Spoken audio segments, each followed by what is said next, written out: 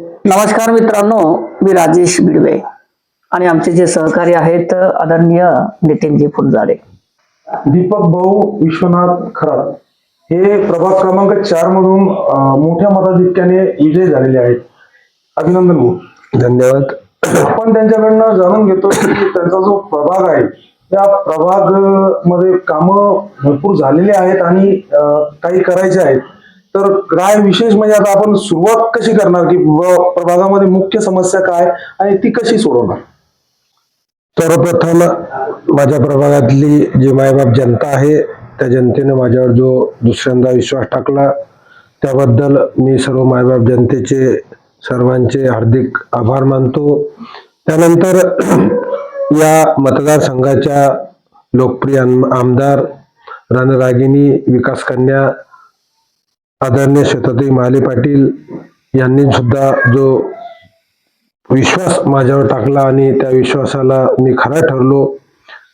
अनेक समस्या या प्रभागामध्ये आहेत. बऱ्याचशा समस्या मागील 7 वर्षापासून सोडवण्याचा मी सातत्याने प्रयत्न करत असतो, पण समस्या समोरून एकदमच सुटतील असं नाहीये. कारण प्रभाग म्हटलं तर काही ना काही सुरू असतं. 2-4 मोठी उपक्रम हाती घेतलेली होती आणि ती काही बाकी आहेत. त्यामध्ये एक अभिमानाने सांगू शकेल की माझ्या प्रभागामध्ये एक मोठी दलित वस्तीची स्मशानभूमी आहे आणि त्या स्मशानभूमीचं सौंदर्यीकरणाचं आणि ती स्मशानभूमी डेव्हलप करण्याचं काम मी हाती घेतलेलं आहे आणि तो एक मानस आहे. भरघोस मतांनी भारतीय जनता पार्टीला निवडून दिले आणि नगराध्यक्षपदी भारतीय जनता पार्टीचे सर्वांचे लाडके आदरणीय पंडित दादा यांची सुद्धा निवड झालेली आहे. त्यामुळे आता नगरपालिकेमध्ये सत्ता आहे, अध्यक्ष आहेत.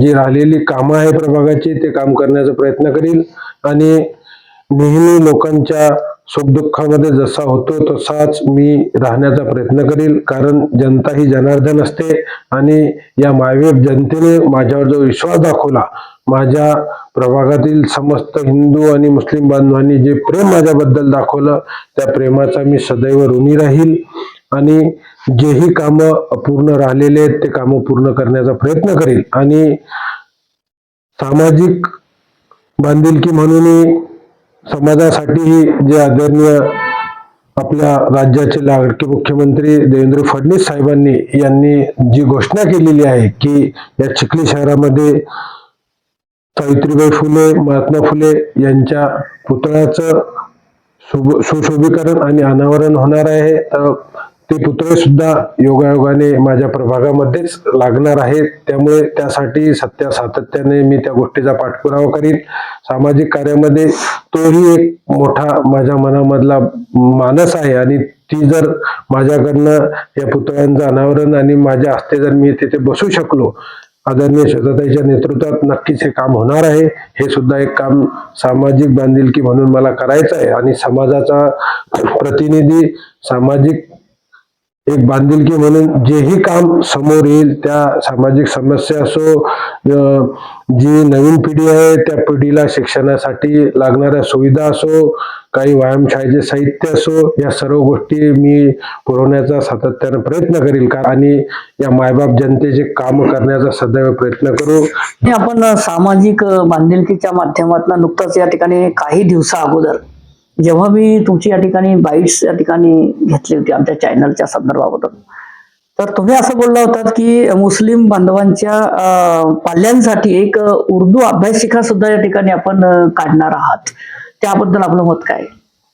हो, तो सुद्धा एक मानस मनामध्ये आहे आणि मी तो तसा मनातला विचार सन्माननीय आमदार साहेबांच्या पुढे ठेवलेला आणि त्यांनी त्या गोष्टीला एकदम असत खेळत मान्यता दिलेली आहे.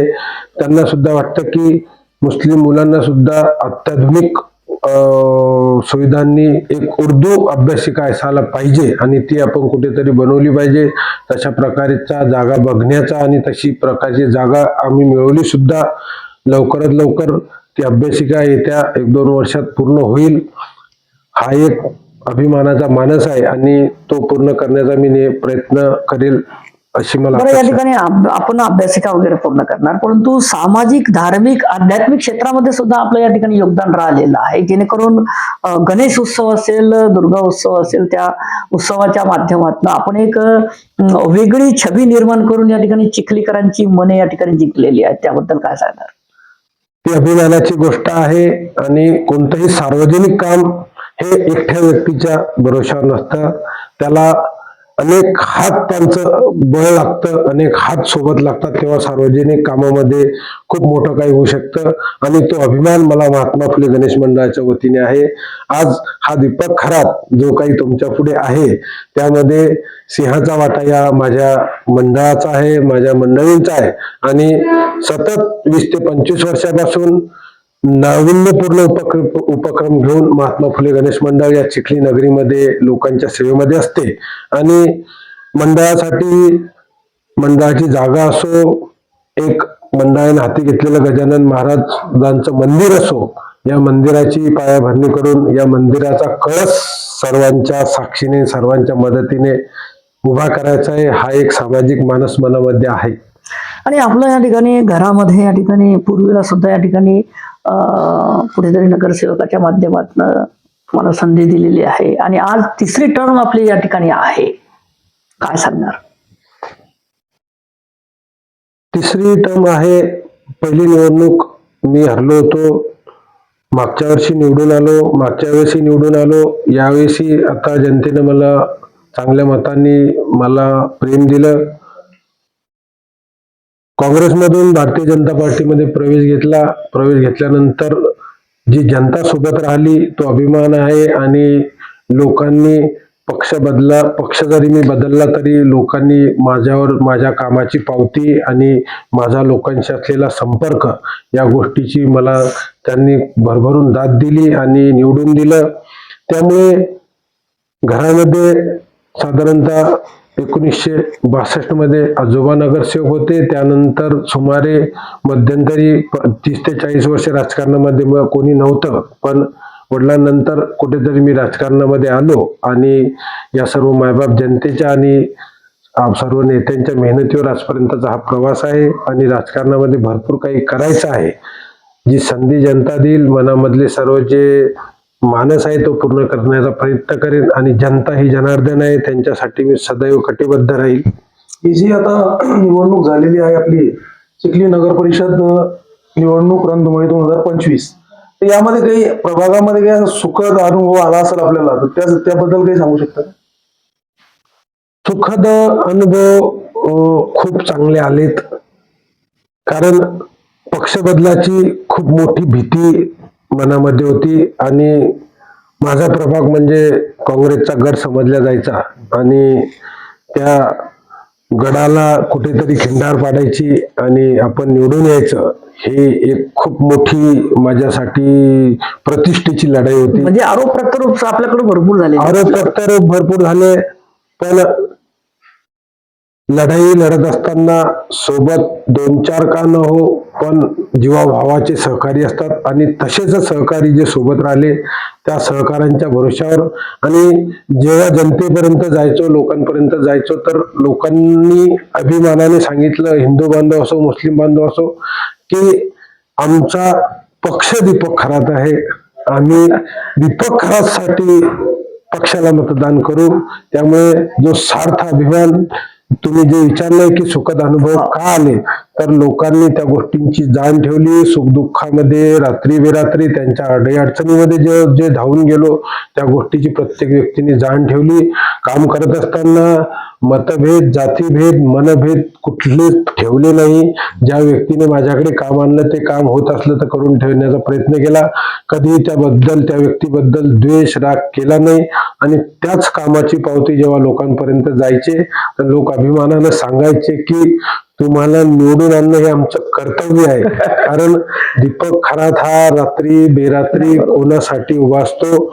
आणि हे सुखद अनुभव घेत असताना नेते खूप बाहेर चर्चा करायची की दीपक खरातला आम्ही येऊ देणार नाही, हे नाही.